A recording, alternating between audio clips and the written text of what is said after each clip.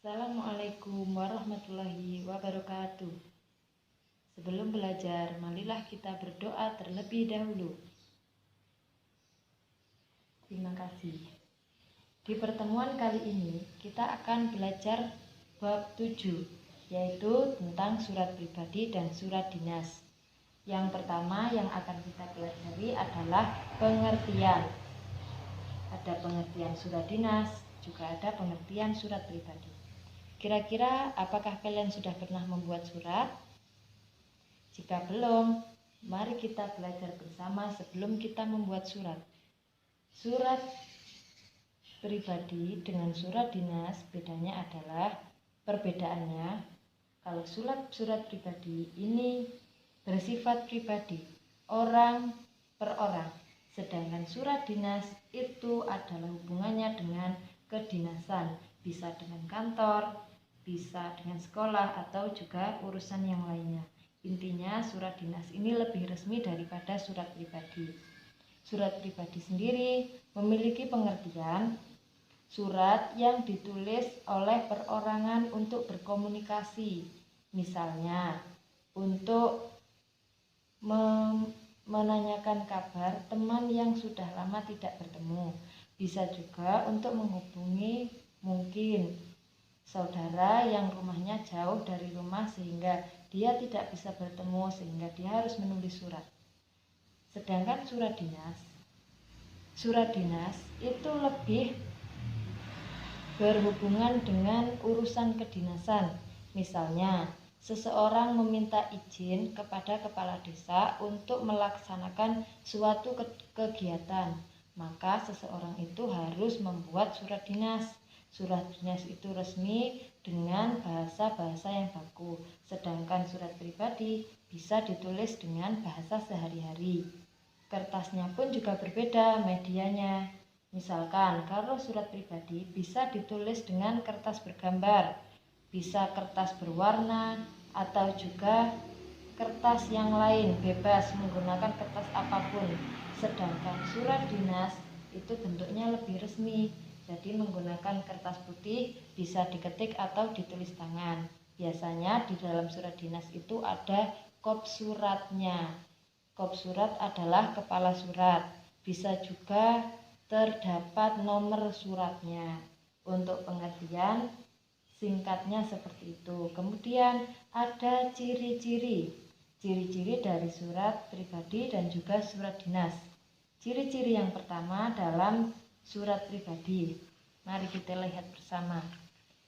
Yang pertama, ciri-ciri surat pribadi adalah pengirim dan penerima bersifat pribadi, perorangan. Misalnya kita membuat surat untuk sahabat kita, jadi antara misalkan Tino dengan sahabatnya Dali, itu berarti orang per orang. Kemudian isi surat pribadi berkaitan dengan masalah pribadi. Hal-hal yang disampaikan dalam surat itu biasanya meliputi menanyakan kabar, kemudian bisa juga keperluan pribadi yang lainnya, atau misalkan kita memiliki keperluan yang tidak boleh diketahui oleh orang lain sehingga kita membuat surat pribadi itu untuk teman kita. Kemudian yang ketiga, ciri-cirinya adalah tidak terdapat kop surat dan nomor surat. Dalam surat pribadi itu bentuknya lebih bebas sesuai dengan keinginan kita. Jadi tidak ada ketentuan kop surat atau kepala surat. Tidak juga disertai dengan nomor surat. Kemudian yang keempat, penggunaan bahasa formal, bahasanya tidak baku, menggunakan bahasa sehari-hari. Bisa juga menggunakan bahasa daerah karena mungkin sama-sama saling mengerti. Yang lebih penting adalah menggunakan bahasa yang sopan. Walaupun sifatnya pribadi, kita tetap memperhatikan nilai kesopanan. Selanjutnya ada ciri-ciri dari surat dinas. Ciri-cirinya kira-kira bagaimana? Yang pertama, bersifat resmi. Kemudian ditulis pribadi atau atas nama suatu lembaga. Misalnya tadi, kalau ada misalkan akan ada kegiatan di lingkungan sekolah, maka ada ketua OSIS yang harus membuat surat izin kepada kepala sekolah untuk melaksanakan kegiatan. Nah, dengan itu, maka harus membuat surat resmi atau surat dinas ini dengan ketentuan-ketentuan yang nanti akan kita bahas dalam struktur surat dinas. Kemudian ciri-cirinya yang ketiga, menggunakan kop surat dan nomor surat, menggunakan kepala surat. Kepala surat itu bisa diisi dengan nama lembaga atau yang lainnya. Kemudian yang keempat adalah bahasanya baku. Bahasanya baku, resmi, singkat, jelas, serta berpola tetap. Jadi tidak boleh menulis surat dinas dengan bahasa sehari-hari. Menggunakan bahasa yang baku, mudah dimengerti oleh semua orang, dan tidak boleh berbelit-belit. Ya, dari ciri-ciri mungkin itu tadi yang bisa saya sampaikan. Kemudian yang ketiga, kita akan membahas struktur. Struktur ini adalah susunan dalam menulis surat. Sebelum kita masuk dalam struktur, silakan buka buku halaman 254 dan 255 untuk kita belajar bersama agar kalian dapat bisa memahami dengan contoh yang ada di halaman 254.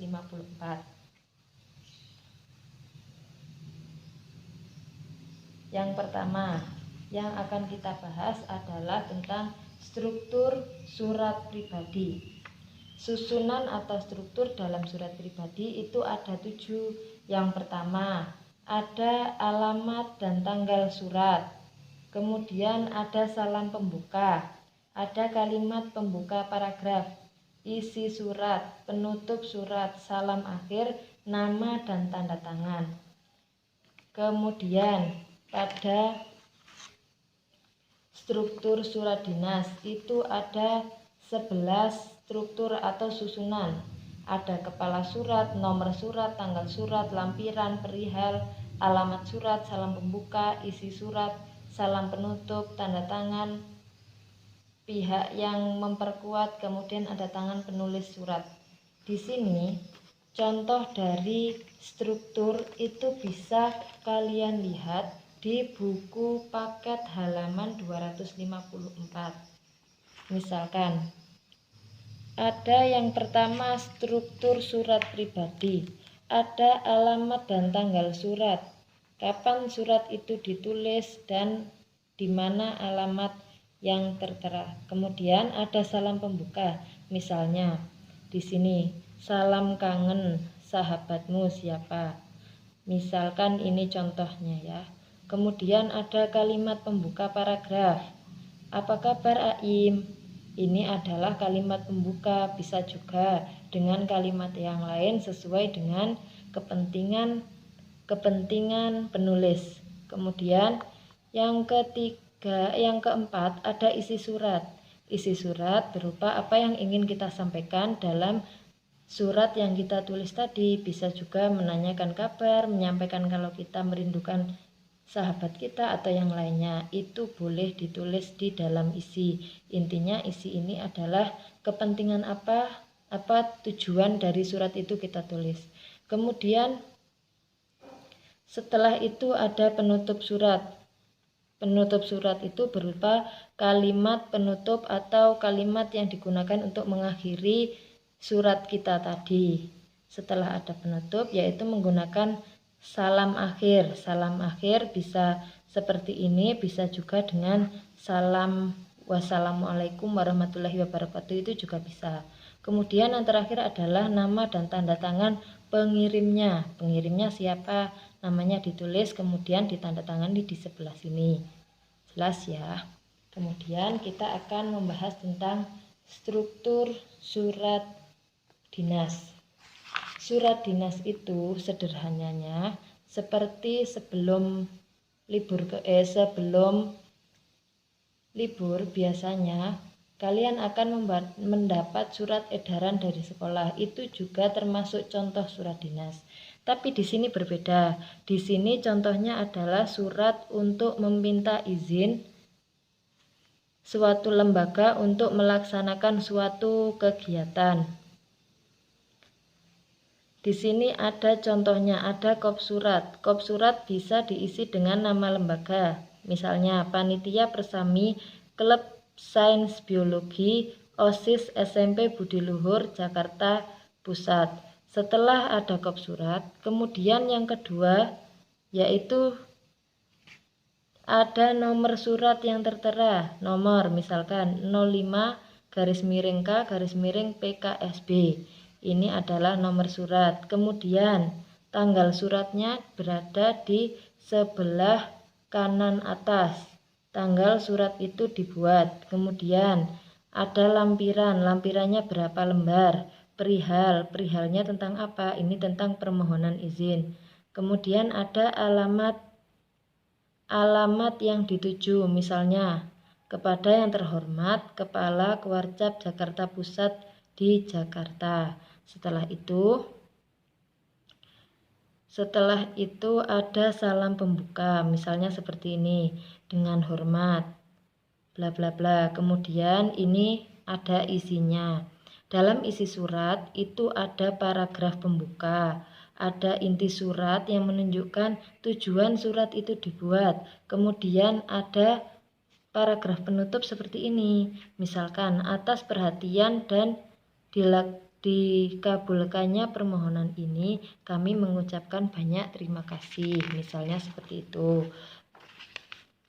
Setelah itu ada salam penutup. Salam penutup yaitu berupa hormat kami, panitia, mengetahui kepala sekolah. Setelah ada salam penutup, kemudian ada tanda tangan pihak yang memperkuat.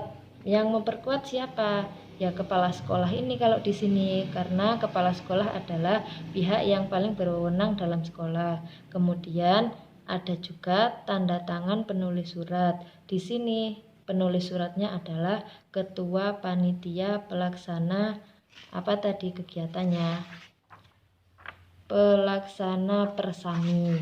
Contohnya seperti itu penjelasan singkatnya. Setelah kita mempelajari tentang struktur, kita akan mencari tahu kira-kira kebahasaan yang digunakan dalam menulis surat itu seperti apa. Yang pertama adalah unsur kebahasaan surat pribadi. Itu ada 5 ketentuan. Yang pertama, pilihan kata sapaan bersifat pribadi.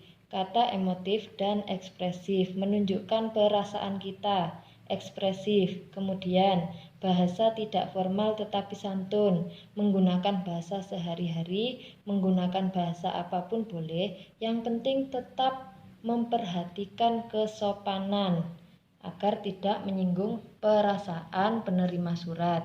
Kemudian yang ketiga, pilihan ragam bahasa tergantung penerima surat. Ragam bahasanya bisa menggunakan bahasa Indonesia, bisa menggunakan bahasa baku, bahasa sehari-hari, bahasa daerah. Yang terpenting adalah penerimanya bisa menerima dan mengerti apa yang kita sampaikan dalam surat tersebut.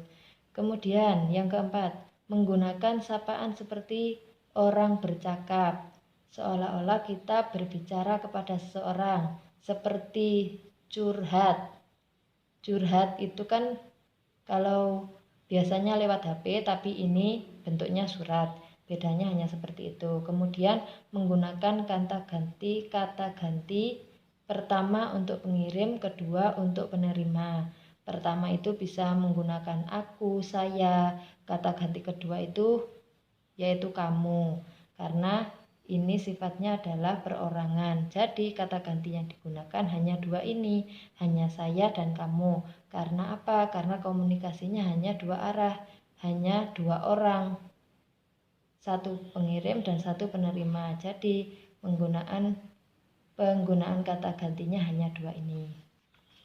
Kemudian di sini ada kebahasaan surat dinas. Kebahasaan surat dinas lebih sederhana lagi, yaitu yang pertama, pilihan kata sapaan bersifat formal, menggunakan kata atau kalimat yang formal.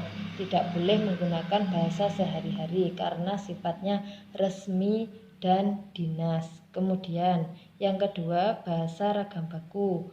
Bahasanya baku, bahasa yang teratur, singkat, padat, dan tidak berbelit-belit, mudah dipahami oleh penerima, dan sifatnya lebih resmi. Sekian dari bab 7 surat pribadi dan surat dinas. Sedikit penjelasannya seperti ini tadi, seperti yang sudah saya sampaikan.